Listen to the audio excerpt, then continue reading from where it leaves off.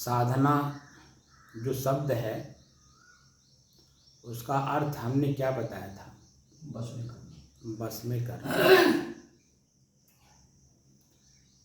किस बैनर तले आप साधना कर रहे हैं? संत कबीर सहज समाधि योग साधना। संत कबीर सहज समाधि योग साधना। साधना। तो अब तक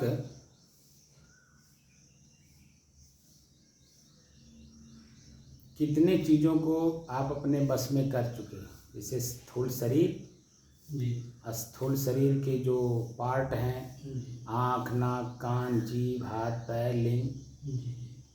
भूख, प्यास, मान, अपमान, इतने में कितनी चीज़ों को आप अपने बस में कर लिए?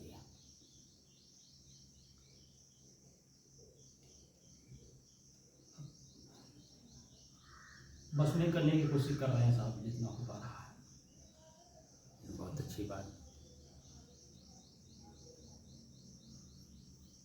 यह भाषा नम्रता की है और नम्रता मनुष्य का सबसे बड़ा गुण माना जाता है। इसमें अहंकार का बो नहीं आता और दूसरे चेतना बनी रहती है कि हमको हर चीज़ को अपने बस में करना है।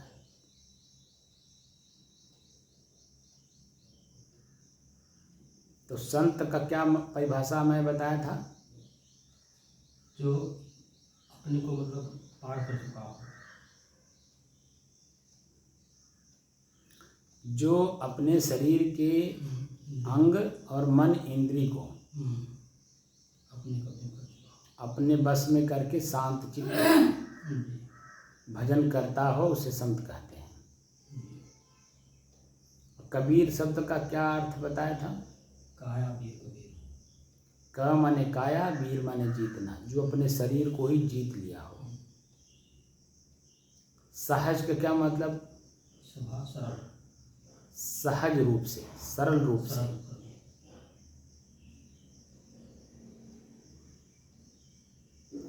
समाधि का क्या अर्थ बताया था?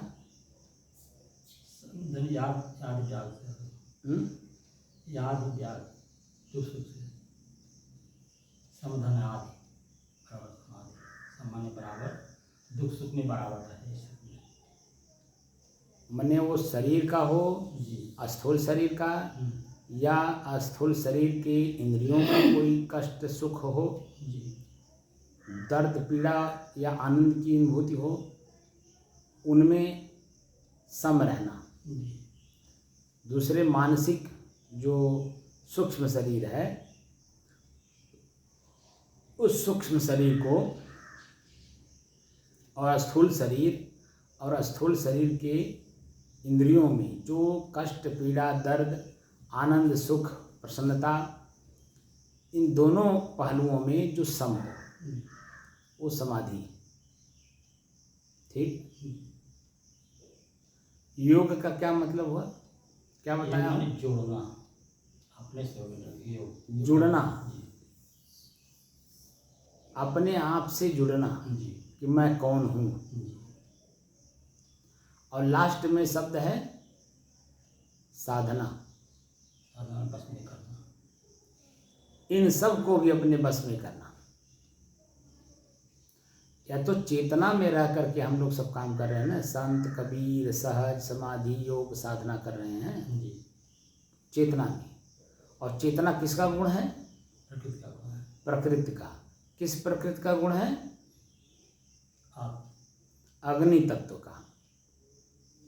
तो अग्नि तत्व जहाँ रहेगी तहाँ जलती भी है जलाती भी है, दोनों काम करती है कि नहीं? हम मान लीजिए ये सब काम कर लिए तो हमारे अंदर में एक अहंकार आएगा कि देखो हम इतने बड़े ज्ञानी हैं, बहुत बड़े हम ध्यानी हैं, हम ध्यान सिखाते हैं, ध्यान करते भी हैं, लेकिन लोग हमको नहीं समझते। जो ये भाषा परिभाषा जीवन में आ जाता है,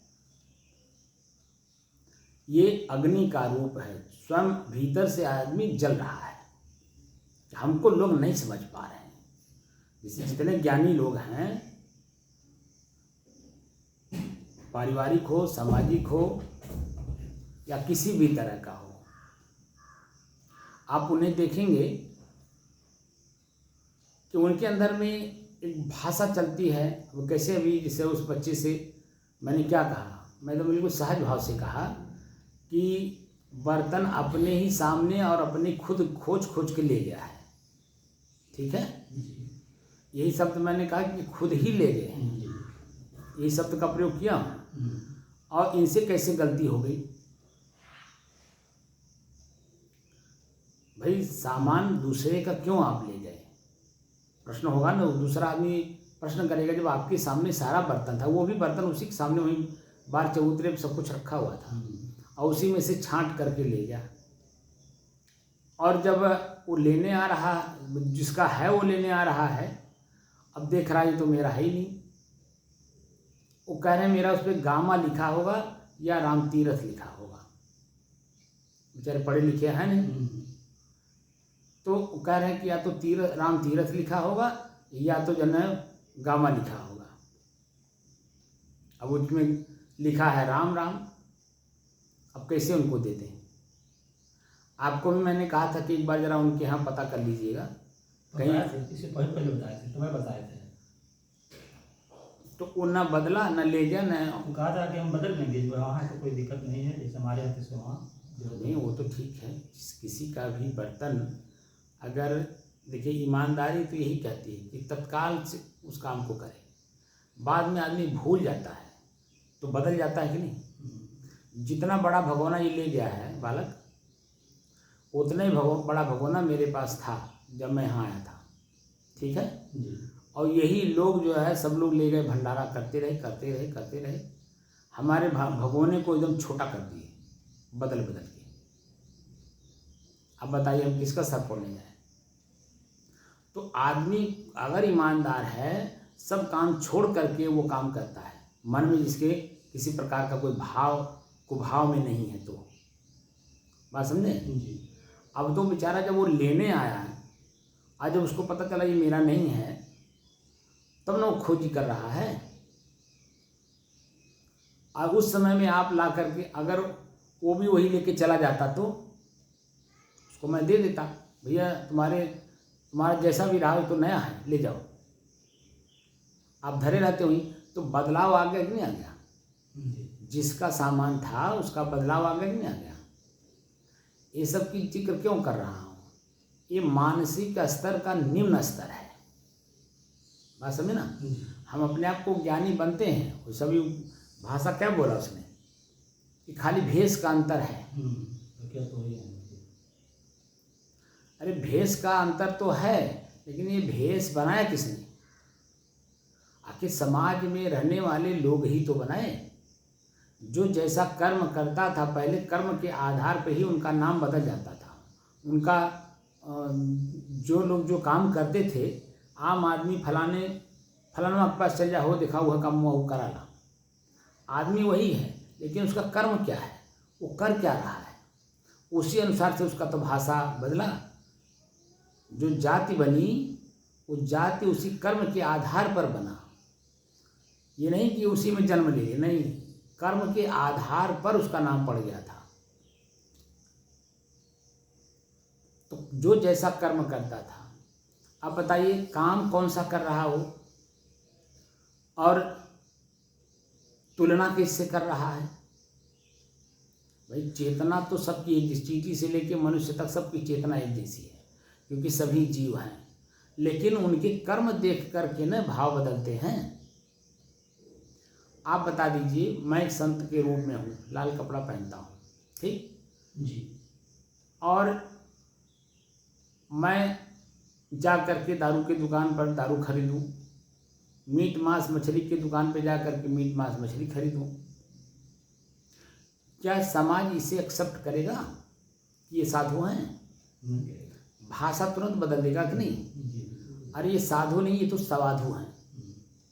साधु का मतलब क्या लोग समझते हैं, पूरा समाज जानता है, वो आध्यात्मिक विद्यार्थी है। अपने ही शरीर मन इंद्रियों को अपने बस में करने के लिए वो साधु बने हैं। ये पूरा समाज जानता है, और यहाँ से तो आ नहीं रहा है। ऋग्वेद काल से पूरे समाज में फैला हुआ है, हो सकता है उसके पहले से भी रहा हो। जो हम लोग जो जान रहे हैं वो सिर्फ ऋग्वेद काल से जान रहे हैं, जो आज के 10,500 वर्ष पहले से है। तो क्या है, इसका मतलब है कि पहले पृथ्वी नहीं थी या आदमी नहीं थे? अरे पृथ्वी करोड़ों अरबों वर्षों से चली आ रही है। अब ये भी कहना हमारे लिए गलत है कि वो करोड़ों अरबों से चली आ रही है। ये कब से चली आ रही कोई आकलन नहीं कर सकता। कोई सनातन, उसी को कहते हैं सनातन। ठीक है, सदैव से आ रहा। तो जब पृथ्वी सदैव से है तो पृथ्वी पे रहने वाले जीव जंतु मनुष्य सब लोग पहले से हैं कि नहीं हैं? तो जो आज हम देख रहे हैं सामाजिक प्रक्रिया, ये पहले भी रहा है और हमारे तक ही सीमित नहीं है कि ये खत्म हो जाएगा, ये आगे भी रहेगा, है कि नहीं? और इसकी भी हम तुलना नहीं कर सकते इतने वर्ष तक रहेगा। ये जो ज्योतिषाचार्य लोग या भविष्यवाणी बकने वाले जो लोग बोलते रहते हैं पृथ्वी का प्रलय हो जाएगा इतने वर्षों में, अभी पीछे कई भविष्यवाणी वक्ताओं की बात अभी आई 2020 में कि प्रलय हो जाएगा, 2022 में प्रलय हो जाएगा, 2025 में प्रलय हो जाएगा, है कि नहीं? लेकिन क्या हुआ? पृथ्वी ज्यों की त्यों बनी हुई है। हाँ, प्रकृति के जो नियम हैं, कभी तूफान आएगा, कभी आग लगेगा, कभी बाढ़ आएगी, कभी बदल फटेगा, तो बदल फटेगा पहाड़ों में तो मिट्टी बहेगी, आदमी बहेंगे, मकान बह जाएंगे, वहाँ की जो रहन सहन की शैली है वो बदल जाएगा, सब कुछ होगा।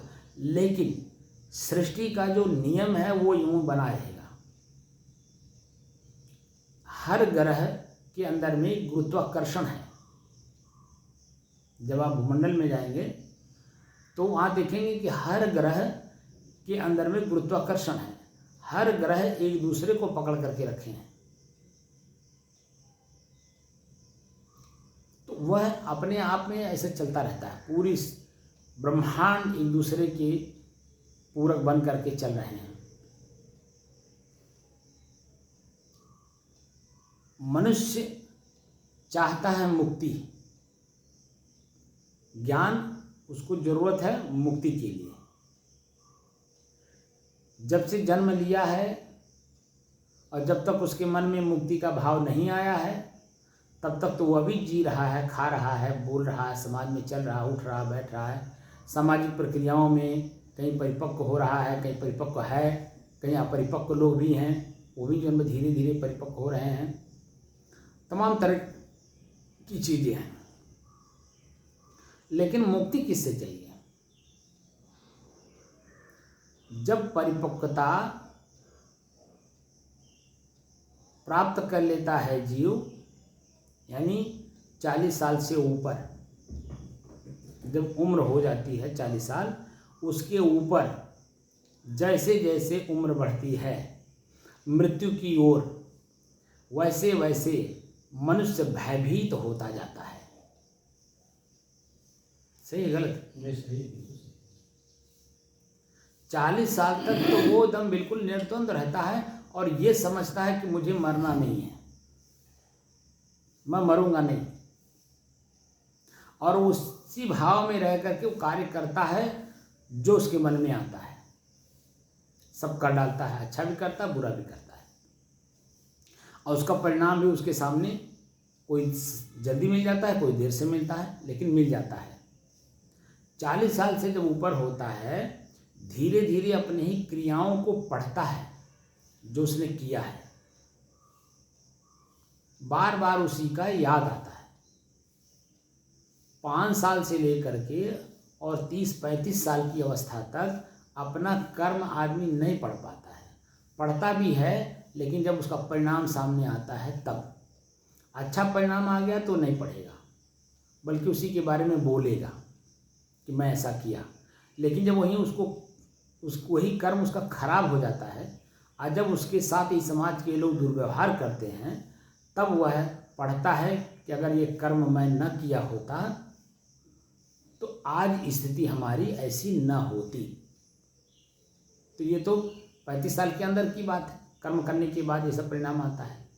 लेकिन 40 साल के बाद, चाहे अच्छा हो चाहे बुरा हो, सभी कर्मों को करके वो देख लिया और उसी की स्मृति यानी ख्याल बार बार मस्तिष्क में उभरने के कारण वह कभी कभी प्रसन्न भी होता है जो अच्छा काम किया है, कभी कभी दुखी भी होता है, पीड़ित भी होता है, चिंतित भी होता है। यहाँ तक कि वर्तमान समय में तनाव इतना बढ़ गया है। कल एक बात मुझे नया सुनने को मिला कि बच्चों को भी हार्ट अटैक हो रहा है। बात समझे? जी। ये बात कल हमारे पास एक मास्टर हैं, अभी नवजुवक ही हैं, वो और वासुदेव जी बैठे थे। ऐसे चर्चा चली कि बच्चों को भी आजकल हार्ट अटैक हो रहा है। और वो वासुदेव जी कह रहे थे कि पेपर में भी निकल रहा है, 5 साल का बच्चा, 8 साल का बच्चा, 4 साल का बच्चा, यानी 5 साल से ऊपर, 10 साल से नीचे के बच्चों को भी हार्ट अटैक हो रहा है। तो मैं तुरंत उनसे कहा कि जब सभी लोग तनाव में ही रहेंगे तो हार्ट अटैक नहीं होगा तो क्या होगा? ये तो मेन कारण बच्चों के लिए मोबाइल है साहब। नहीं, मोबाइल तो है ही है। जैसे वो बच्चों के ऊपर तनाव भी ज़्यादा दे दिया गया ना। जैसे स्कूल में जब पढ़ने जाता है बच्चा, हाँ भी तनाव 3 साल की अवस्था में ही बच्चों को स्कूल छोड़ दे रहे हैं आप। जब तक उसकी मस्तिष्क और मस्तिष्क की नसें, मांसपेशियां मजबूत ना हो, तब तक बच्चों के मस्तिष्क पर कोई भार नहीं देना चाहिए। अब क्या कर रहे हैं आप कि बच्चा चंचल है, घर में दुइया परिवार है, पति पत्नी, बच्चे को स्कूल में डाल दो, 4 घंटा वहीं रहेगा। अब 4 घंटा वहाँ ये नहीं पढ़ पा रहे हैं कि 4 घंटा वहाँ जब रहेगा तो उसके ऊपर दबाव पड़ता है, डरता है ना। मैम को डरेंगे, बच्चे को डरेंगे, किसी माने कहीं ना कहीं उसके मन में डर होता है, और डर के कारण ही जन्म ये सब होता है। दूसरा, जब वो स्कूल से घर आता है तो उसको तनाव रहती है मन में कि अगर मैं उनका काम करके नहीं गया, फलानी मैम का 8 सब्जेक्ट पढ़ता है बच्चा 8 घंटे रह करके। अब बता दीजिए 8 सब्जेक्ट 8 घंटे यानी 40-40 मिनट में पढ़ा। अब वो पूरे जिम्मेदारी लेके घर पे आया, सभी लोग होमवर्क दिए हैं, अब वो होमवर्क करने में जुट जाता है तनाव लेकर के, बैग पीठ पर लादता है 5 से 7 किलो, 10 किलो की, यहाँ तक भी देखा जा रहा है 10-10 किलो की पीठ पे जो है वो वजन लेकर के जा रहा है बच्चा। अब आप बता दीजिए, जब मानसिक रूप से बच्चा प्रिपेयर नहीं है तो वही होगा जो बड़ों में हो रहा है, क्योंकि बड़े भी तो वही हैं। जैसे उस बच्चे ने कहा कि सब में जीव हैं, तो जीव तो सब में है, चेतना सब में है, ज्ञान सब में है, लेकिन कर्म क्या कर रहे हैं? भय पैदा करने वाला। तो जब भय होगा तो भय में क्या होता है? दबाव पड़ती है मांसपेशियों पर, हार्ट पर, खून के सर्कुलेशन में, यानी पूरी बॉडी पर उसका असर पड़ता है। तो वो तो वही जान पाता है ना जिसके साथ घटना घटती है, कह नहीं पाता है लेकिन महसूस करता है, और उसी में वो अपना जीवन समाप्त कर लेता है। ज्ञान सबके पास है, भय मुक्त ज्ञान किसके पास है? भय ग्रसित ज्ञान सबके पास है। सभी लोग डरे हुए हैं, चींटी से लेकर मनुष्य तक सब लोग डरे हुए हैं। आप देखिए रास्ता चलते समय वो भी भयभीत रहते हैं। चींटी जा रही है, आप उसके सामने जब अपना उंगली डर रख दीजिए, देखिए वो भी बगल जाए, क्योंकि उसको डर है। अगर वो निडर हो तो आपकी उंगली किसी सीधे चढ़ के चली जाए, उसको डर है। किसी को भी देख लीजिए, पशु पक्षी कृमि कीटा, किसी को भी देखिए, सब भयभीत है, मरने का डर सबको है।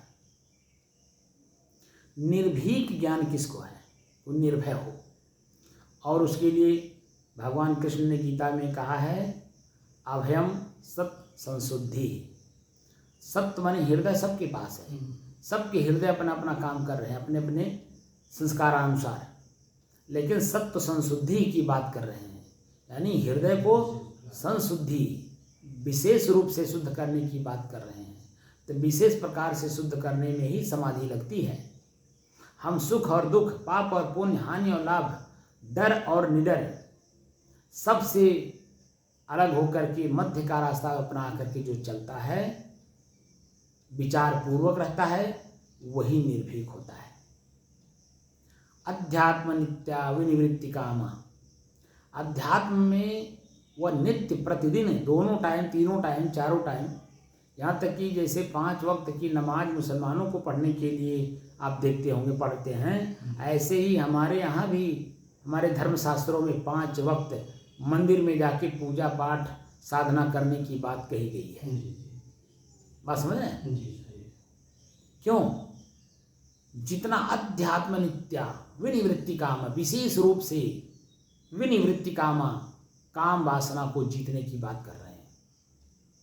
जो काम वासना को जीत लेता है वही निडर होता है। जो काम वासना से ग्रसित हो वो कभी निडर हो ही नहीं सकता। और उसके लिए विनिवृत्ति कामा, विशेष रूप से संशुद्धि, शुद्ध करना होता है। उससे ही बचने के लिए ही संन्यास मार्ग का अनुसरण हमारे ऋषि महर्षि संत महात्माओं ने स्वयं किया और अन्य लोगों को भी बताया कि यही एक ऐसा रास्ता है जिससे भव मुक्ति मिलती है। बात समझ रहे हैं? तो हम लोग साधना करने में बैठे हैं तो कितनी चीज़ों को अपने बस में किए। जवानी तो हर प्रकार के वासना में चली गई, चौथापन लगा हुआ है।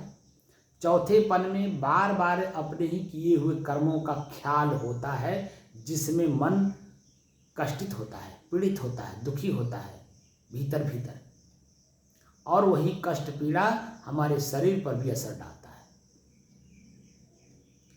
तो मूल कहने का तात्पर्य यहाँ ये था, हम कितनी चीज़ों को अपने बस में किए, वहाँ सिर्फ एक चीज़ का कि जो कर्म पहले हो चुके हैं वो भूत हो गया, लौट के आना नहीं, ना क्रिया होनी है, ना वो व्यक्ति है, ना वो स्थान है, ना वो क्रिया है, कुछ है नहीं, खाली ख्याल मात्र है। और ख्याल मात्र हो करके वो अंदर अंदर आपको पीड़ित करता रहता है।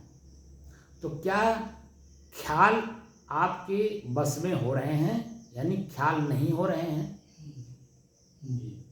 जो साधना हम सिखा रहे हैं, इस साधना से 5 साल से लेकर के और अब तक जो भी कर्म आपने किया हो, आँख से देखा हो, कान से सुना हो, जीभ से स्वाद लिया हो, नाक से सुगंध दुर्गंध लिया हो, इंद्रिय से स्पर्श विषय को भोगा हो, माने और भी सामाजिक कार्य जो आपने किया, अच्छाई बुराई जो भी हुआ हो, क्या उसके ख्याल होते हैं? अगर ख्याल होते हैं तो साधना में कमजोरी है, और वही आपको याद हो करके आपके शरीर पर असर डालेंगे। और अगर वो ख्याल नहीं होते हैं तो उसमें 2 काम करना होता है। अगर ख्याल नहीं हो रहा है तब तो समझिए कि साधना परिपक्वता की ओर बढ़ रही है। और अगर फिर भी बीच बीच में याद आ जा रहा है, पूर्व कर्मों के संस्कार हमको ख्याल में आ रहे हैं, तो उसके लिए एक उपाय है। जानते हैं क्या? किसी भी सदग्रंथ के जो सूत्र हैं उनको रटना। ये बात की जानकारी हमें तब हुई जब मैं साधु बना सन 90 में। तो गुरुजी यादों करवावे पढ़वावे भी, बैठ के पढ़ा और न पढ़े मन करे तो याद करा। तो एक दिन हम थोड़ा सा गुस्सा होकर के पूछे, हमको ऐसा क्यों कराते हैं? जब हम साधु बन गए तो अब बन गए, ये पढ़ने के लिए क्यों कह रहे हैं, याद करने के लिए क्यों कह रहे हैं? तब बड़े प्रेम से शाम को हमको बताए, क्योंकि हम लोग शाम के टाइम 1-1.5 घंटा हम लोगों को करना क्या है और क्यों ये सब करना है उसके बारे में पूरी जानकारी देते थे गुरुजी। क्योंकि मैं अनभिज्ञ था, वो परिपक्व थे। भाई गुरु तो परिपक्व होता है ना, शिष्य तो अपरिपक्व होता है।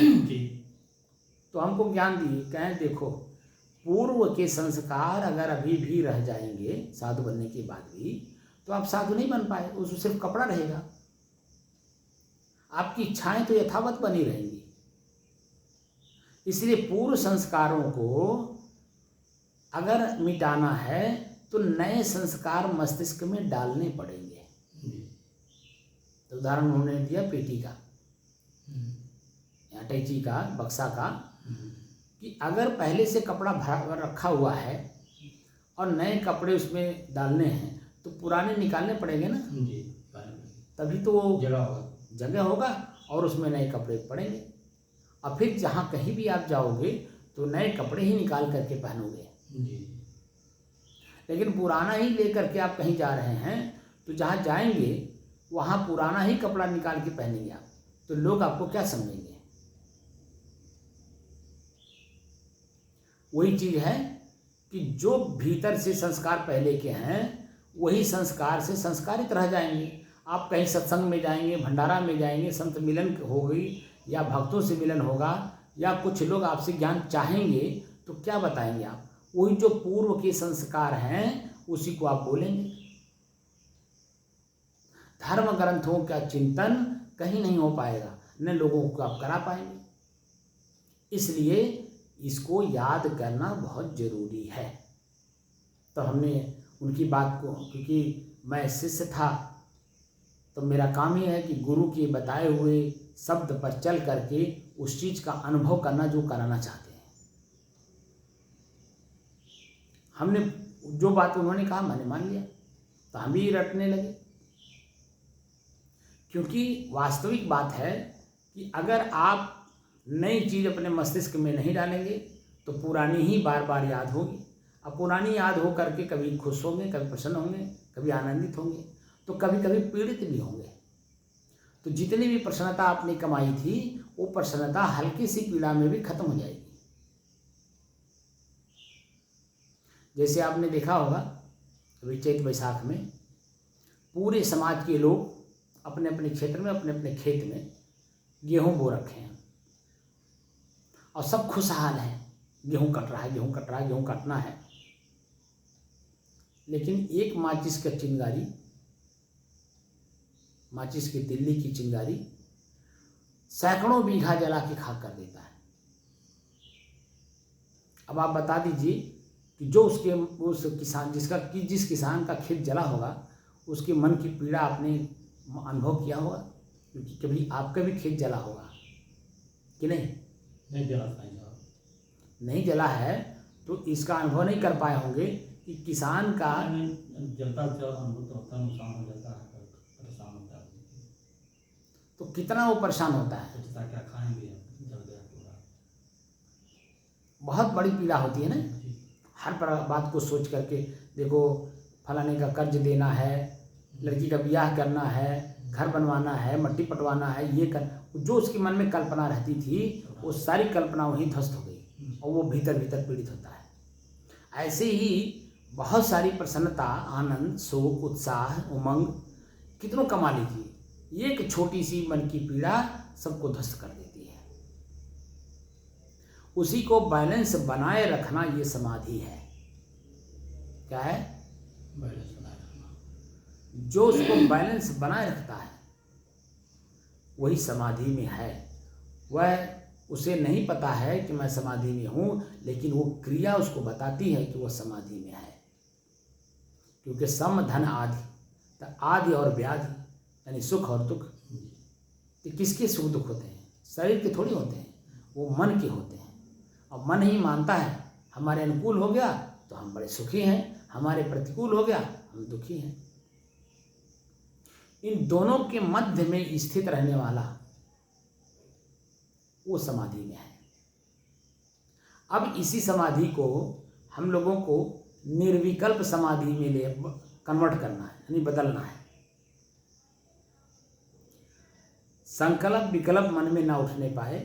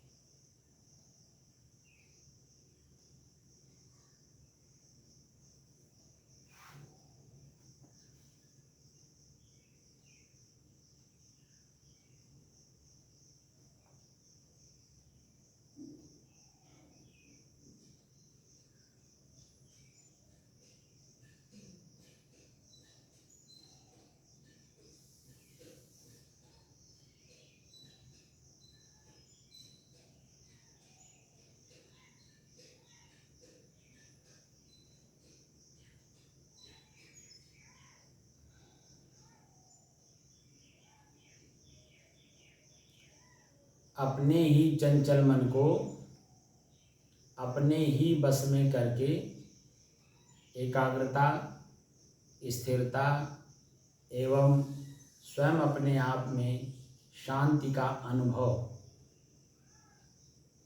करने के बाद स्वयं मैं कौन हूँ को जानने की दृष्टि से साधना करते करते आज 1334 दिन हो गए। तारीख 2 जुलाई सन 2025, दिन बुधवार, प्रातःकाल का समय।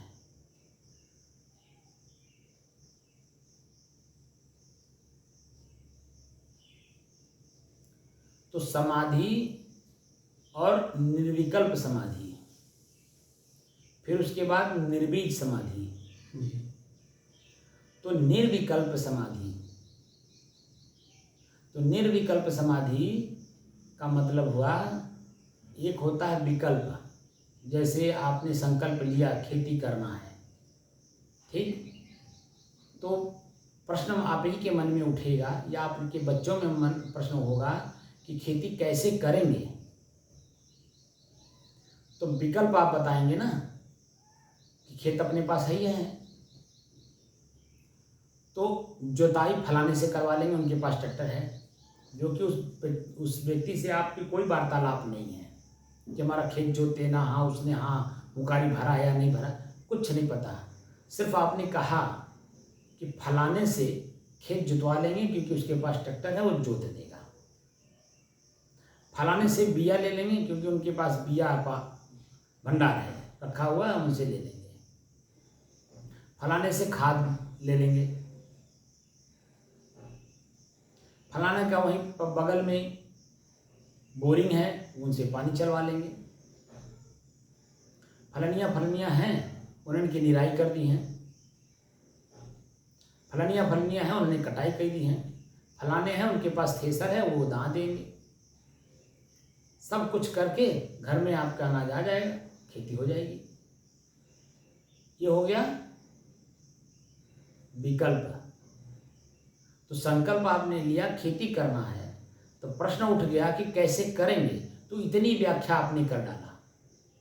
लेकिन जब करने चले, जब खेत की जुताई करने के लिए फला व्यक्ति के पास गए, उसने कहा भैया अभी हमारे पास समय नहीं है, हम आपकी खेत अभी नहीं जोत पाएंगे।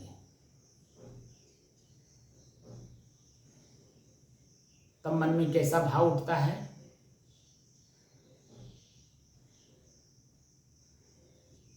क्या हम इन सब चीज़ों को कभी पढ़ते हैं? बल्कि अब विकल्प पे विकल्प ढूंढते हैं कि अब किसके पास जाएं जो मेरा खेत जुता जाए। 2-4 लोगों के पास और भड़कते हैं जिनके पास ट्रैक्टर हो, चाहे अपने गांव में हो, चाहे दूसरे गांव में हो, चाहे दूर दराज में कहीं हो, चाहे अपने नात बात में हो, हित मित्र में हो, या रास्ते चलते हुए कभी किसी का भी देख लिए हों, भैया फाड़ लेके जा रहे हैं, हमारा खेत जोत दीजिए। अगर उनके पास समय है तो जोत भी देते हैं। कई ऐसे लोग, कई लोग कहते हैं भैया बहुत तेज़ी में हूँ मैं, बस दूसरे खेत में वो बल्कि इंतज़ार कर रहे हैं खाद बीज लेकर के, बस मेरे पहुँचने का इंतज़ार ही है। तो कैसे जोतेंगे? तब फिर उसी विकल्प के पास आते हैं जो पहले वाला था, भैया जब आपके पास समय हो हमारा खेतवा जरूर जोत दिया। तब वो आपको फिर कहता है कि भैया जो वहीं बगल में फलाने के जोते जाएगा, आप वहीं रहिएगा, बताइएगा, तुरंत वहीं जोत देंगे। अगर आप नहीं रहेंगे तो हमको दूसरे का खेत जोतने जाना, फला जगह है। अगर वहाँ रहेंगे तो तुरंत हम जोत देंगे, नहीं रहेंगे तो कैसे जोतेंगे, हम तो फिर दूसरे जगह चले जाएंगे। फिर आपकी जुताई सबके जोतने के बाद ही हो पाएगी। तो मन उस समय में कैसा अपना बदलता है, क्या क्या सोचता है, इसी को कहते हैं संकल्प विकल्प। मेरी इच्छा पूरी नहीं हो रही है, ठीक है ना जी जी। ये जो निर्विकल्प समाधि है, खेती हो या ना हो, हमारा प्रारब्ध है वो हमको मिलेगा। जैसे आपका सेब की खेती नहीं है, ठीक है, आपके पास सेब की खेती नहीं है, जी जी। न काजू किशमिश की है, कि है यहाँ पे उगता है? बताइए, आप किस क्षेत्र में रहते हैं? ये काजू तो ये क्या होता है, बादाम तो हो जाता है, काजू भी हो जाता है, काजू का खेती में लगाया जाता है, बादाम का पेड़ तो अक्सर हो जाता है, लगाया जाता है, सब तैयार होंगे। लगाया जाए तब न। नहीं, जो लगाए हैं हम तैयार है, फरीदाबाद में एक लगाया था, क्या होते इक्का दुक्का की बात हाँ आप हाँ, कर बस रहे वही हैं। शौकिया वाले लोग लगाते हैं सब। इक्का दुक्का की बात आप कर रहे जी हैं। जी। क्या इस क्षेत्र में सहज भाव से सभी लोग बैठाए हैं? मेरा कहने का मतलब ये है, नहीं नहीं। सहज भाव से क्या उसकी ट्रांसपोर्टिंग हो रही है?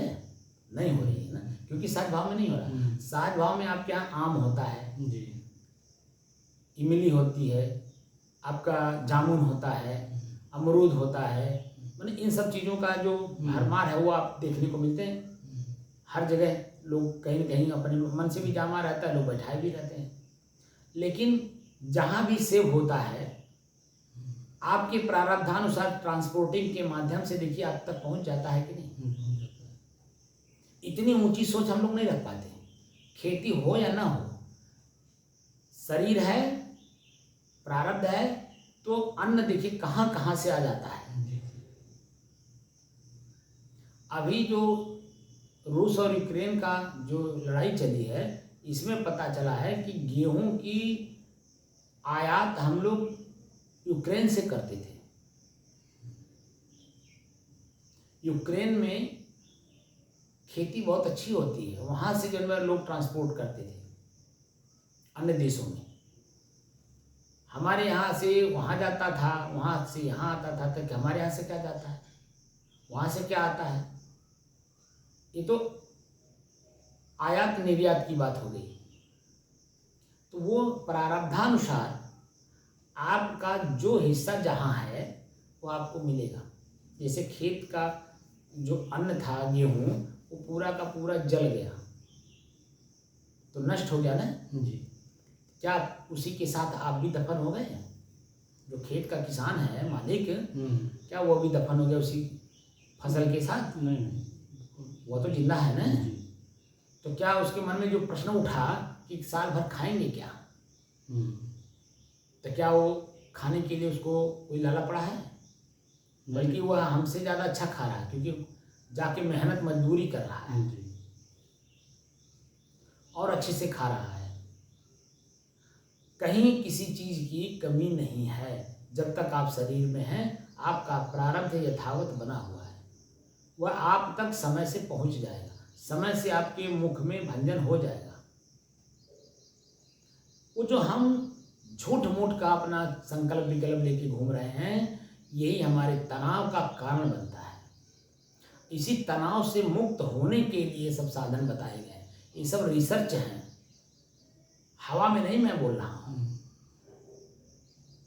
हमारे ऋषि एक एक पॉइंट पर इतने गंभीरता से रिसर्च किए हैं, जिससे कि मानव को मानव बनने में सहायक हुआ है। कहीं भी किसी भी क्षेत्र में देखिए, गुरुओं ने ही, संतों ने ही लोगों को, आम लोगों को प्रशिक्षित किया है। शिक्षा तो उसके अंदर में ही है, खाने पीने, उठने बैठने, मारपीट करने, गाली गलौज करने की शिक्षा है उसके पास। प्रशिक्षित किए हैं कि जिंदगी को कैसे जिया जाए, जिंदगी के बाद भी कुछ है, ये ज्ञान दिया गया। इस जिंदगी के पहले भी कुछ था, ये ज्ञान दिया गया। कि वर्तमान में ही खाली जीने खाने भोगने के लिए नहीं बताया गया। इस जिंदगी के पहले भी कुछ था, इस जिंदगी के बाद भी कुछ है, उसकी खोज करो। और उसकी खोज तभी आप कर पाओगे जब वर्तमान में अपने ही भूख प्यास, मान अपमान, निंदा स्तुति, ठंडी गर्मी, हर चीज को जीतेंगे तब। तो प्रशिक्षण होता है। किसी भी विद्यालय में जो गुरुकुल पहले था, आपने देखा होगा या सुना होगा कि गुरुकुल में सब काम बच्चों को ही करना होता था। मास्टर लोग सिर्फ साथ साथ रह कर के कराते थे, उनको प्रशिक्षित करते थे। हर तरह का ज्ञान उन्हें गुरुकुल में दिया जाता था, ताकि अगली ज़िंदगी जो गृहस्थी का जिए, उनको ये कहीं न उनके दिमाग में आए कि मैं ये काम नहीं जानता, मैं ये काम नहीं कर पाऊँगा। इसीलिए उनको पूर्ण प्रशिक्षित किया जाता था कि किसी भी परिस्थिति का दास बनने की बजाय मालिक बन करके काम करिए, यानी प्रेजेंट ऑफ माइंड्स होना चाहिए। इसीलिए आप लोगों के समय में, आप लोग जब स्कूल पढ़े होंगे, देखे होंगे कि छोटी छोटी क्यारियाँ स्कूल में बनवाई जाती थी, बनाई जाती थी, बनाई जाती थी ना, बनाई जाती थी, कृषि कराई जाती थी। क्यों?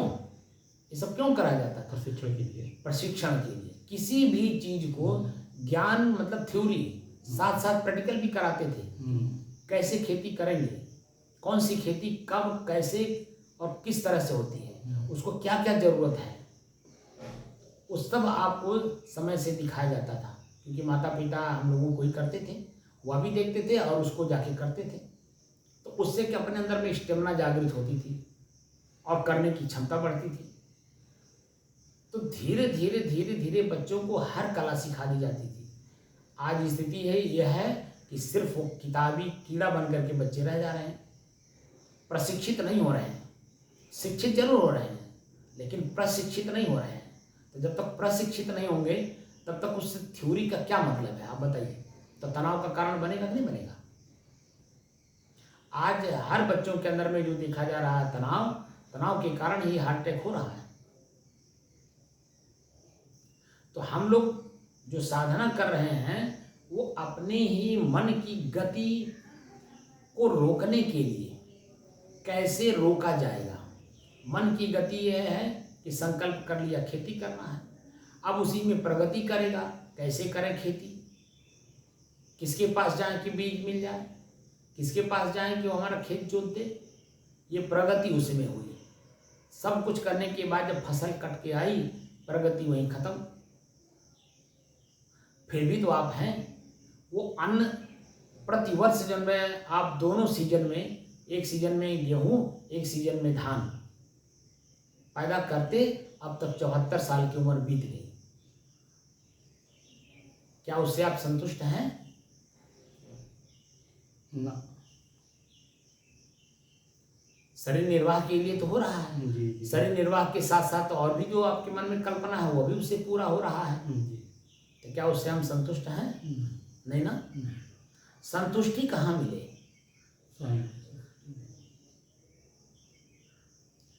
बाहर प्रकृति में संतुष्टि है ही नहीं। वो तो रबड़ की तरह है, जितना खींचो उतना बढ़ता है। यहाँ प्रकृति से अलग जो प्रकृति का उपभोक्ता है, पुरुष, जिसको जीव भी कहा गया, चेतन भी कहा गया, आत्मा भी कही गई, उसको जानने के बाद ही होती है।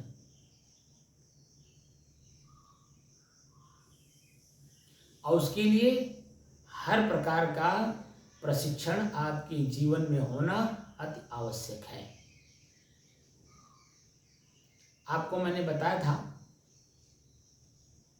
कि हमारे गुरुजी 5-6 साल के बाद, साधु जीवन आने के बाद, तो उन्होंने 3-4 शब्दों का प्रयोग किया था। स्वस्थता, स्वतंत्रता, स्वच्छंदता, निर्द्वंद्वता। बताया था ना इसमें? जी, बताया। तो ये सब चीजें कब आती हैं? झाड़ू लगाने से लेकर के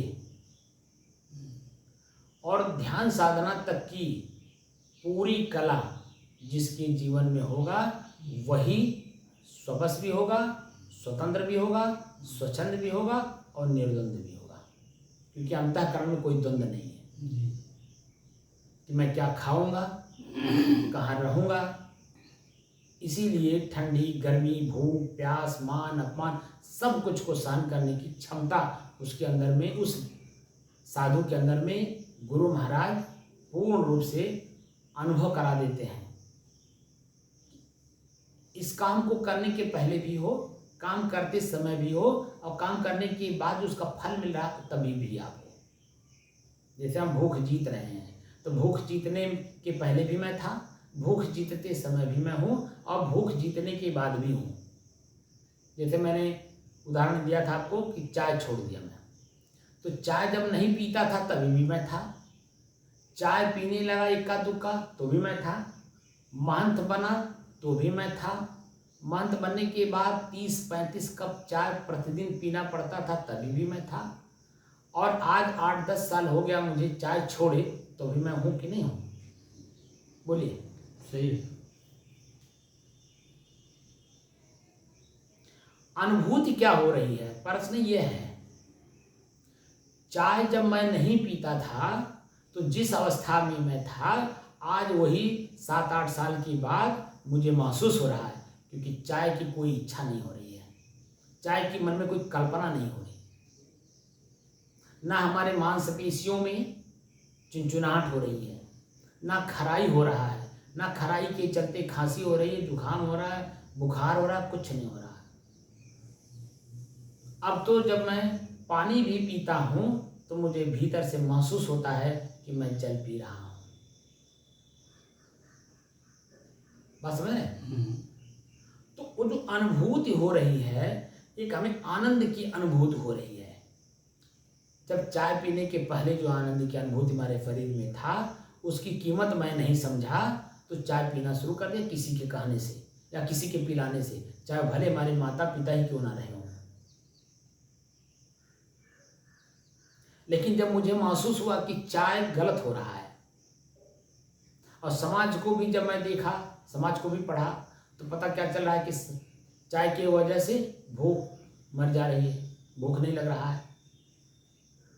अब जब भूख नहीं लगेगा तो भोजन नहीं करेंगे, भोजन नहीं करेंगे तो रस कहाँ से बनेगा, रस नहीं बनेगा तो खून कहाँ से बनेगा, खून नहीं बनेगा तो मज्जा कहाँ से बनेगा, मज्जा नहीं बनेगा तो वीर्य कहाँ से बनेगा, जो आपके शरीर को भरपूर ताकत बल सब कुछ देता है।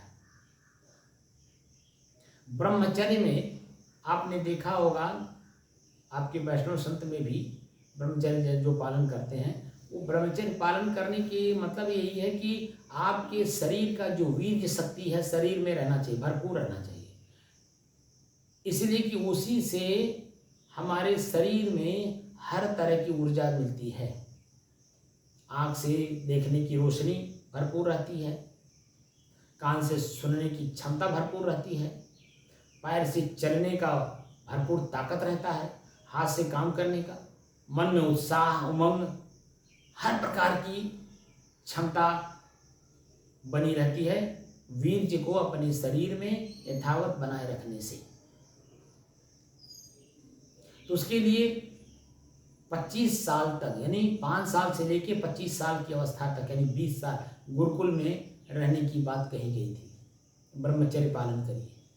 विद्यार्थी को ब्रह्मचर्य पालन और विद्याध्ययन, ये 2 काम गुरुकुल में हुआ करता था, जिससे कि शरीर हिष्ट पुष्ट होता था, ताकतवर होता था, काम करने की क्षमता होती थी, मस्तिष्क में सोचने समझने बोलने याद करने की क्षमता मिलती थी। और उसी वीर्य को हम लोग क्या कर रहे हैं, तो शिक्षित तो हैं हम, लेकिन प्रशिक्षित नहीं है।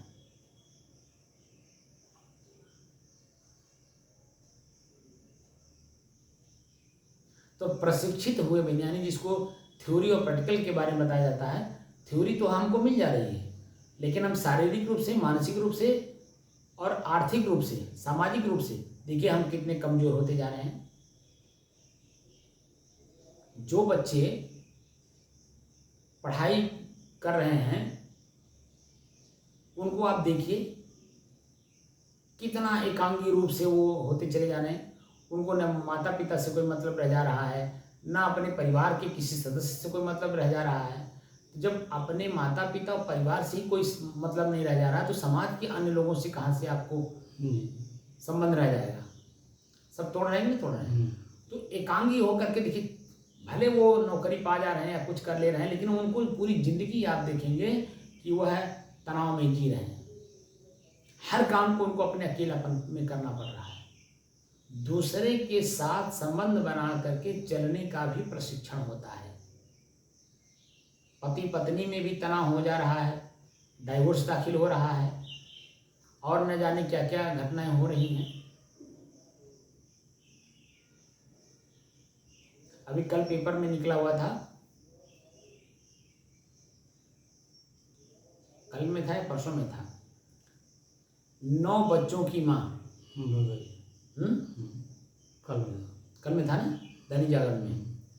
9 बच्चों की माँ अपने उम्र के 10 साल कम आदमी के साथ उसका प्रेम हो गया और वो दोनों मिलकर के अपने ही पति को मार दिए। लिखा था कि पत्नी दोनों हाथ पकड़ ली, आज उसका प्रेमी था उसका गला दबा दिया। तो शिक्षण तो है, विषय भोग भोगने का शिक्षा है, लेकिन प्रशिक्षण नहीं है कि अपने पति के साथ ही तुम्हारा जीवन सुचारू रूप से सामाजिक रूप से चल सकता है। दूसरे किसी के भी ऊपर नजर डालोगी तो जिंदगी खतरे में पड़ जाएगा। और कितना खतरे में पड़ जाएगा, ये कल की घटना से हुआ। 9 बच्चों की माँ, 1-2 बच्चे नहीं, 9 बच्चों की माँ, 9 बार बच्चे पैदा की होगी, कितना असहनीय पीड़ा हुआ होगा। लेकिन उसको शिक्षा है कि विषय भोग भोगना है। प्रशिक्षण उसको नहीं मिला कि विषय भोग को कैसे भोगा जाता है, कैसे जीवन को सुचारू रूप से लेकर के आजीवन चलना होता है, एक परिवार में कैसे रहा जाता है। उसको कोई प्रशिक्षण नहीं था। क्यों? क्योंकि भट्टे पे काम कर रहे थे, तो भट्टे पे काम करने वाली महिला थी, तो उसको क्या प्रशिक्षण मिला बताइए? खाली रुपया कमाओ, शरीर पालो, इंद्रियों का भोग भोगो, बस इतना उसको ज्ञान था, जिसको पशुवत ज्ञान कहते हैं। क्योंकि पढ़े लिखे लोग तो थे नहीं, समाज में कभी अच्छे लोगों के बीच में उठना बैठना था नहीं, सामाजिक कोई ज्ञान था नहीं, माता पिता की बात दोनों नहीं मानी। अंत में वो पति तो अपना बेचारा चल ही गया शरीर को छोड़ के, जो इन लोगों ने मार दिया। लेकिन अब इन दोनों का जो प्रक्रिया है और उन बच्चों की जो परवरिश है, अब देखिए हवा में हो गया, जिंदगी खतरे में पड़ गई। तो शिक्षा के साथ प्रशिक्षित होना बहुत जरूरी है। ज्ञान थ्योरी भर तक मत सीमित रखिए, प्रशिक्षित भी होइए। समाज में हम जहां वर्तमान में हो, हम किसके साथ खड़े हैं, किसके साथ बातचीत कर रहे हैं, किसके साथ हम लेन देन किस तरह का कर रहे हैं, हमें उसी से उतनी बात करनी है जिससे हमें जितनी लेन देन करनी है। यह प्रशिक्षण। तो निर्विकल्प समाधि में पहुंचने के लिए पहले तो समाधि लगना बहुत जरूरी है, और समाधि सिर्फ बैठ करके नहीं, व्यवहार में भी होनी चाहिए। कोई आपको प्रेम दिया, आपका मन बड़ा प्रसन्नचित हुआ, उसके बारे में बहुत अच्छा अच्छा बोलने लगे। जैसे कभी कभी देखने को मिलता है, गांव की महिलाएं अपने बेटे का शादी करती हैं, घर में बहू आती है। जब बहू आएगी पहली बार, पूरे गांव में ढिंढोरा पीटे आएंगी, हमारी पतोह बहुत अच्छी है, बड़ी सेवादार है, हमारा पैर दबाती है, सर में तेल रखती है, ये करती है, वो करती, खूब प्रशंसा करेंगी। आज जब वो 1 महीना रह लेती है, 2 महीना, 4 महीना, 6 महीना, तब पूरे गांव में फिर वही ढिंढोरा पीटती है। गलत कह रहा हूँ क्या? सही। तो प्रथम दृष्टया जो दिखाई देता है वह बाद में नहीं रह जाता है, लेकिन जो दिखाई दे रहा है वह आजीवन यथावत बना रहे, तो दोनों के व्यवहार से ऐसा बना रहेगा। कहते ताली एक हाथ से नहीं बजती, दोनों जब तक आपस में टकराएंगे नहीं, तब तक ताली नहीं बज सकती। ऐसे ही दोनों के संबंध आजीवन तभी रह पाएंगे। जैसे जो बहू आई है वो तो आपकी बेटी समान है, तो बेटी का मतलब क्या हुआ? अप्रशिक्षित है, उसको कोई सामाजिक ज्ञान नहीं है। आप जहाँ वो रही है बच्ची 20-25 साल तक जिस माँ बाप के साथ, वहाँ के संस्कारों से वो संस्कारित है जी। वहाँ का खान पान, रहन सहन, उठना बैठना, बोली भाषा, ठीक है, उसके वातावरण, वहाँ के लोगों के संस्कार, वो सब उसके दिमाग में है। अब आपके परिवार का जो रहन सहन है, खान पान है, बोली भाषा है, उसमें उसको एडजस्ट करने में थोड़ा समय लगेगा नहीं। लगेगा। तो एडजस्ट करने के लिए आपको सहनशील होना होगा। सहनशीलता के साथ साथ उसे प्रशिक्षित करना होगा कि बेटी ये जो तो आपके संस्कार हैं ये आपके नैहर के हैं, ये आपका सासुर है, यहाँ ये संस्कार नहीं चलेंगे, यहाँ पर ये संस्कार चलेंगे। इस संस्कार से आपको संस्कारित होना होगा, तब आपका व्यवहार पवित्र होगा। परिवार आप अपना देखेंगी, यही परिवार आपको देखेगा। दोनों के संबंध आजीवन चलेंगे। अन्यथा बेटी तुम अपने रास्ता, मैं अपने रास्ता। तो प्रशिक्षित करना पड़ता है। प्रशिक्षित करने के लिए धैर्य रखना पड़ता है। गुरुकुल में आपने देखा होगा या आज भी आप जो स्कूल में मास्टर लोग हैं, बच्चों के कितने प्रकार की कमियों को सहन करते हैं। उनका एक ही उद्देश्य होता है कि बच्चा अभी अनभिज्ञ है, अभी अनजान है। अगर हम जानकारी दे रहे हैं तो हमको अपनी जानकारी में यथावत बना रहना पड़ेगा, तब इसके अंदर में असर पड़ेगा। अगर मास्टर भी बच्चे की तरह हो जाए तो मास्टर बच्चे में अंतर क्या रह जाएगा, और जब अंतर नहीं होगा तो बच्चे में सुधार क्या होगा। जो बच्चा आज वर्तमान में है, जिस श्रेणी में है, उस श्रेणी में से ऊपर की श्रेणी में कैसे आएगा, क्योंकि तो वहीं का वहीं रह जाएगा। इसीलिए जो समाधि है, समाधि व्यवहार में भी लगाना बहुत जरूरी है। तो सुख दुख से ऊपर उठ करके शांत भाव से जब आप रहते हैं तभी किसी को बदल सकते हैं। किसी को क्या, अपने आप को बदलना होता है। हम दूसरे को नहीं बदल सकते, लेकिन हम अपने आप को बदल सकते हैं कि नहीं? जी बिल्कुल। तो अपने आप को बदलने के लिए जिसका मन और चित्त दोनों शांत रहेंगे, मन में मनन यानी ख्याल न हो और चित्त में अनुसंधान करने की शक्ति ना हो, तभी तो जब वे शांत चित्त रहेंगे आप।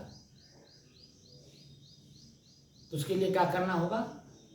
आंख से देखकर भी अनदेखा रहना होगा, कान से सुन करके भी अनसुना रहना होगा, जीभ पर जो भोजन पड़ रहा है, स्वाद ले रहे हैं, उस स्वाद को लेते हुए भी बेस्वाद रहना पड़ेगा।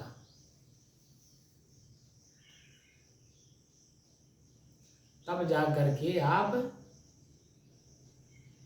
शांत भाव से रह पाएंगे, और उसी शांति से अपने तो आप बदल ही रहे हैं, सामने वाले को भी बदल देंगे। सामने वाला भी ज्ञानी है और आप भी ज्ञानी हैं। दोनों बात बढ़ते बढ़ते विवाद होने लगता है, और जब विवाद होने लगता है तब क्या होता है? तब हाथ पांव भी चलने लगते हैं। तब स्थिति क्या होती है? क्या होता है? आगे झगड़ा करना होता है तो विवाद बढ़ जाएगा। तब वही होता है। और जब झगड़ा कल्ला बढ़ गया तो अंत में जाकर हत्या भी हो जाती है। इसलिए समाधि में रहना, व्यवहार काल में जो हम लोग साधना सीख रहे हैं, इन साधना में व्यवहार काल में भी समाधिस्थ रहना जरूरी है। यानी हर जगह, हर परिस्थिति में शांत बने रहना, ये साधक का परम कर्तव्य है। क्योंकि हम लोग साधक हैं, साधना कर रहे हैं अपने बस में करने के लिए, और बस में हमारा शरीर, हमारे शरीर की इंद्रियां, उनकी क्रियाएं तभी हो पाएंगी जब हम शांत चित्त रहेंगे। अब समाधि के बाद निर्विकल्प समाधि। निर्विकल्प समाधि का मतलब होता है काम करते हुए भी मैं नहीं कर रहा हूं, तो कौन कर रहा है? वह प्रकृति अपने आप कर रही है, मैं कुछ नहीं कर रहा हूं। क्योंकि मैं कोई बात जिसे मैं बोल रहा हूं, मैं मन में लेकर के नहीं बोल रहा हूं कि मैं ज्ञानी हूं तो आपको ज्ञान दे रहा हूं। मैं स्वतः आपको कई बार बता चुका हूं कि आपका धरोहर मेरे पास है। ज्ञान का पिटारा कभी मैंने आपसे लिया था, और वही ज्ञान का पिटारा सुरक्षित मैं रखा था, इसलिए मैं आपको वापस कर रहा हूं। तो मेरे अंदर में अहंकार नहीं आएगा, वो नहीं आएगी कि मैं आपका गुरु हूं, मेरी बात मानो, मैं ऐसे आपको रखना चाहता हूं, आप ऐसे चल रहे हैं। बात समझ रहे हैं? अनभिज्ञता में गुस्सा होना जायज है, लेकिन जानबूझ करके गुस्सा होना ये अहंकार का बो है। बात समझ में है? तो निर्विकल्प समाधि में रहना है, कोई विकल्प नहीं लेना है, कोई संकल्प नहीं करना है। जब संकल्प नहीं है तो विकल्प कहाँ से आएगा? तो चित्त की जो स्थिति है वो यथावत बनी रहेगी। और इन सब चीजों को भी कौन जान रहा है? तो स्वयं मैं कौन हूँ? चित्त में जो शिक्षण प्रशिक्षण जो कुछ भी पहले था तो भी मैं था। हम प्रशिक्षित हो रहे हैं तो भी मैं हूँ, प्रशिक्षित होने के बाद भी मैं रहूँगा। तो वो मैं कौन हूँ? सबको जानने वाला हूँ। तो इनसे ऊपर हो गया कि नहीं? सबसे। तो ये जो समाधि लगा रहे हैं, निर्विकल्प समाधि लगा रहे हैं, निर्बीज समाधि लगा रहे हैं, या स्वरूप स्थिति में जा रहे हैं, ये सब स्थितियाँ सामान्य हो जाएंगी जब मैं जैसा हूँ ऐसा हो जाऊंगा तब। अभी तो हम लोग रास्ते में हैं, अभी मंजिल मिली नहीं है। तो जब तक मंजिल मिल ना जाए, मंजिल जिस दिन मिल जाएगी हमारे भीतर से आवाज ही नहीं निकलेगा जी। अभी प्रशिक्षित जो मैं हुआ हूँ आज 35 सालों में, वो जो प्रशिक्षण मुझे मिला वो निकल रहा मेरी आवाज, मेरी आवाज से जो निकल रहा है ना मुंह के रास्ते, वह जो मैं प्रशिक्षित हुआ हूँ वो आवाज निकल रही है।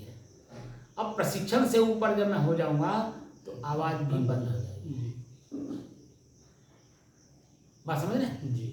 तो अभी हम लोग समाधि और निर्विकल्प समाधि तक पहुंच रहे हैं, पहुंचे भी नहीं हैं, पहुंच रहे हैं। तो धीरे धीरे धीरे धीरे रे मना धीरे सब कुछ हो, माली सींचे 100 घड़ा ऋतु आए फल, समय आने पर ही हमको महसूस होता है। यही बात जो आज मैं बोला हूँ, या अभी जो 1.5 साल से मैं बोल रहा हूँ, ये पहले अगर मैं आपको बताता तो आपके कहाँ बात समझ में आ रही थी?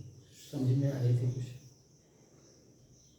क्योंकि इसके बारे में ना कभी आपने सुना, ना पढ़ा, ना ऐसे लोगों के सानिध्य में गए जहाँ से इन सब चीज़ों का ज्ञान हो।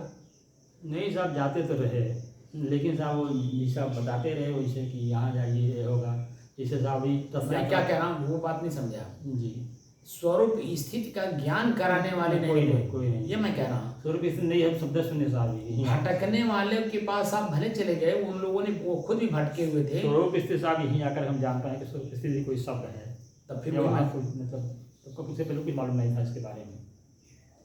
आप जिन लोगों के पास गए वो आप समझ में आ रहा होगा कि वो खुद भी भटके हुए थे।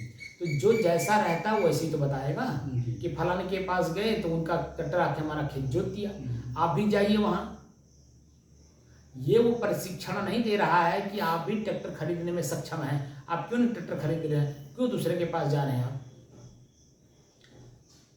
प्रशिक्षण देने वाला जिसके पास आप गए, यानी बताने वाला बता रहा है कि फलाने के पास है ट्रैक्टर, वो आपका खेत जोत देगा। ये कहने वाला तो ये भी जान रहा है कि इनके पास पैसे अपार हैं और ये खरीद सकते हैं, तो क्यों हम उनके पास भेज रहे हैं? इसलिए कि मैं आपकी उस ताकत को, उस बल को एहसास नहीं कर पा रहा कि आपके पास वो ताकत है कि आप ट्रैक्टर आज ही जाके खरीद करके ला करके कल से अपना जुताई खुद कर सकते हैं, अपनी भी कर सकते हैं, दूसरे की भी कर सकते हैं। आपको दूसरे की तरफ मुंह देखने की कोई आवश्यकता नहीं। तो यहाँ जो कबीर हैं, या कबीर आपकी ताकत का एहसास कराते हैं। कर वहिया बल अपनी छाड़ पराई आस, साफ साफ कह रहे हैं, कर वहिया बल अपनी छाड़ पराई आस, जाके आंगन नदिया बहे सो कसमरे प्यास। कितनी ऊंची बात है। आपको स्वयं अपने ताकत का एहसास कराते हैं। जो ताकत बल ब्रह्मा के पास था या है, जो ताकत बल राम के पास था, कृष्ण के पास था, शंकर जी के पास था, विष्णु के पास था, वही ताकत, वही बल, वही शिक्षण प्रशिक्षण आपके पास भी है। हमको लोगों ने भटकाया कि फलाने आपकी सब जाइए, उनसे शक्ति ले आइए, वो जो आपका सारा काम कर देंगे। आप उन पे समर्पित हो जाइए, वो आपका सब काम कर देंगे। यह मानसिकता हम लोगों को अपने अंदर की ताकत का एहसास नहीं करने देता कि मैं भी कुछ कर सकता हूँ। समझेंगे आप? कबीर ये सब नहीं कहते हैं, कबीर साफ साफ कहते हैं करो बहिया बना, अपने बाहों पर का भरोसा करो। आपने देखा होगा आज की 70-75 साल पहले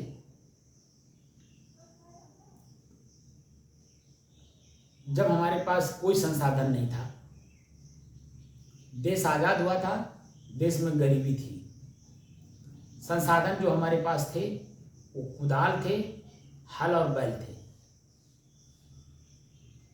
इसके अलावा भी कुछ था? कुछ नहीं। आपने देखा होगा कि उस समय में शरीर से लोग हृष्ट पुष्ट हुआ करते थे। जी। अपना खेत खुद अपने कुदाल से कोड़ करके खेत को खेत बना लेते थे और उसमें बिया डाल के फसल भी उगा लेते थे, उसी अपने बाहुबल पे। और वही हमारा जो बेस था, आज देखिए धीरे धीरे उन्हीं लोगों के बच्चे नाती पोता आज जन्मे हर प्रकार से संपन्न है। अगर वही अपनी ताकत बल का एहसास ना किए होते, खुद अपने हाथ से कुदार से कोड़ करके अपनी खेती ना किए होते, तो आज उनके नाती पोता आज जो हर प्रकार के संसाधनों से संपन्न रहते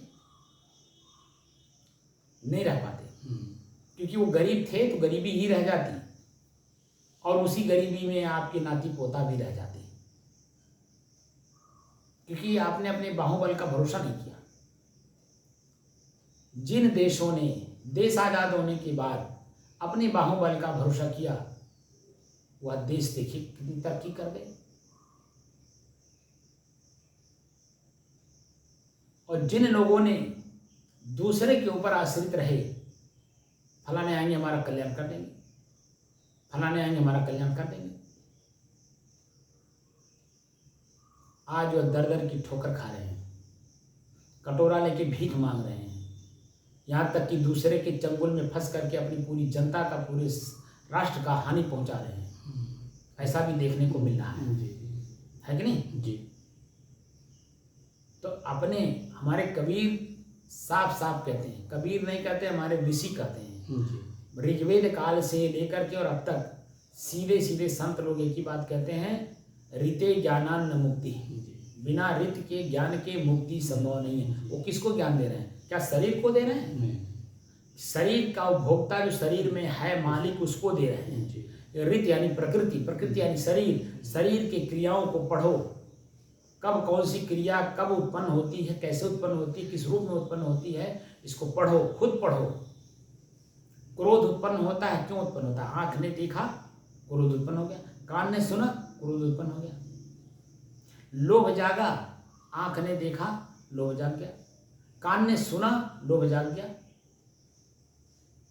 अब उसका परिणाम क्या रहा है? काम वासना जागा, आंख ने देखा, कान ने सुना। तो कौन लोग किस समय में मैं जो हूं उसकी यथास्थिति से, उसकी यथास्थिति भंग करके उसको दुख के गर्त में डाल रहे हैं।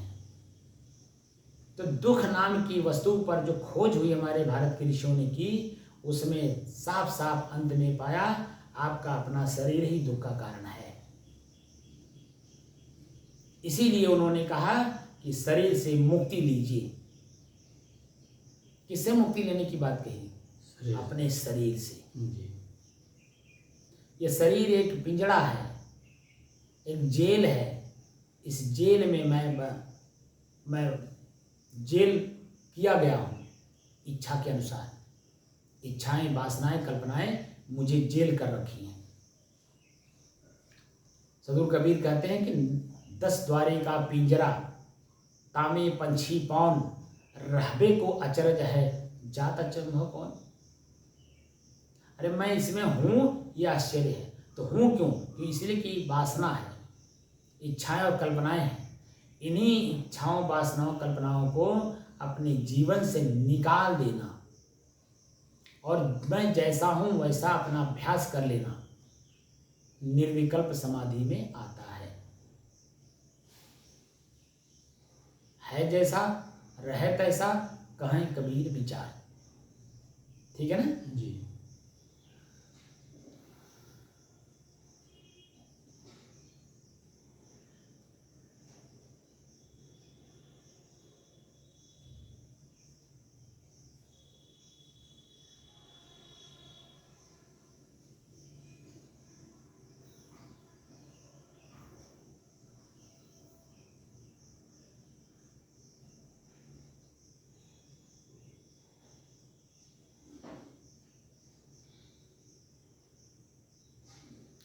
इन्हीं सब बातों को समझाने के लिए ही, क्योंकि समझ बढ़े, क्योंकि सदगुरु कबीर साफ साफ कहते हैं कि समझे की गति एक है, जिन समझा सब ठौर। कहें कबीर ये बीच के बल कहीं और की ओर। और ये जो बालक बद बुद्धि वाले हैं, ये कुछ का कुछ बोलते रहते हैं, लेकिन समझ सबकी एक होती है। उसी समझ को बढ़ाने के लिए मैं घंटों बोलता हूँ, जी। ताकि हमारा मस्तिष्क उस बात को समझ सके जिस काम को करने के लिए हम लोग बैठे हैं। साधना कर रहे हैं तो साधना क्यों कर रहे हैं, जी। बस में क्यों कर रहे हैं? क्योंकि क्रिया करके देख लिए, जी। मन माफिक काम करके देख लिए कि उसमें सुख और दुख दोनों हैं, लेकिन उससे ऊपर शांति नहीं है, तनाव है, दुख है, पीड़ा है, यहाँ तक कि शरीर से कष्ट से शरीर से बिछोह भी हो जा रहा है, वो भी कष्ट लेकर के, पीड़ा लेकर के। आपको भी हार्ट का प्रॉब्लम है, जब वो हार्ट का प्रॉब्लम जागृत होता है तो कितना पीड़ा देता है, तो शरीर का ही तो है। उस पीड़ा को कौन जान रहा है? हमें तो उसी को जानना है ना, जो उस पीड़ा को देख रहा हो। जी। वो कौन है? पीड़ा को हम ही जान रहे हैं साहब से। वही तो मैं जानना चाहता हूँ, मैं कौन हूँ? उस पीड़ा को जान, वह मैं नहीं हूँ। वो जो पीड़ा को जान रहा हूँ वह मैं नहीं हूँ, वह मेरी चेतना है। जी। वह भी मेरी है ना। जी। मैं नहीं हूँ, मेरी है। चेतना भी मेरी है। मैं अपने चेतना के माध्यम से अपने शरीर का ज्ञान रख रहा हूँ। जी। बात समझ में आया जी। जी। कि नहीं? मालूम होता। वह भी मैं नहीं हूँ। वह जो मैं हूँ, जो नींद अवस्था होती है, उस समय की जो स्थिति होती है, वह मैं हूँ। और उसी अवस्था को मुझे जागृत अवस्था में प्राप्त करना है। बार बार इस बात को कह रहा हूँ कि नहीं? जी, बार बार। अभी तक तो हम लोग समाधि और निर्विकल्प समाधि तक पहुंच रहे हैं। धीरे धीरे वो भी समझ में आ जाएगा।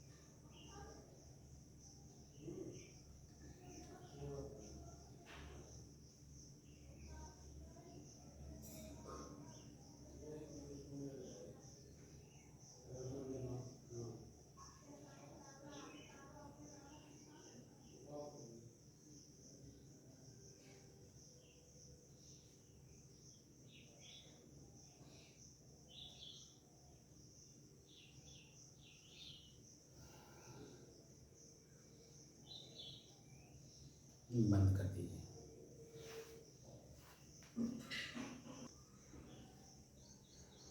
बात कुछ समझ में आई? जी आ रही। आज 1334 दिन के बाद धीरे धीरे समझ में आता रही है। और वही बात पहले इसलिए नहीं समझ में आती थी, ऐसे ना ग्रंथ पढ़ने को मिले, ना ऐसे शब्द सुनने को मिले, जो कि गोस्वामी तुलसीदास जी खुद ही कहते हैं, सोहमस्मि इति वृत्ति अखंडा, अदीप शिखा सम सोई प्रचंडा। तमाम बातें उसमें लिखी हैं, लेकिन वो बातें इसलिए नहीं पकड़ में आती क्योंकि उसके बारे में कोई जानकारी देने वाला नहीं है। इसलिए अब जब मिल रहा है तो उसी के बारे में ही पूर्ण रूप में हम आप जानकारी दे रहे हैं, ताकि जो है हम लोग जो अपने आप से बिछुड़े हुए हैं और कब से बिछुड़े हैं इसकी खोज तो करनी नहीं है, लेकिन कम से कम अब तो अपने आप को हम अपने आप से मिलन करा दें। ठीक है, पीछे जाने की जरूरत नहीं, पीछे जाएंगे तो कष्ट होगा। तो कम से कम वर्तमान में हम अपने आप को जानने की कोशिश करें और अपने आप से अपने आप को ही मिलन कराएं, ताकि हमारा जो आनंद का स्रोत मैं स्वयं ही हूँ ये हमको महसूस हो सके। इसीलिए हम भूत और भविष्य में नहीं रहेंगे, बल्कि वर्तमान में ही रहेंगे। जब भी रहेंगे हम वर्तमान में रहेंगे। ठीक है ना जी। साहिब।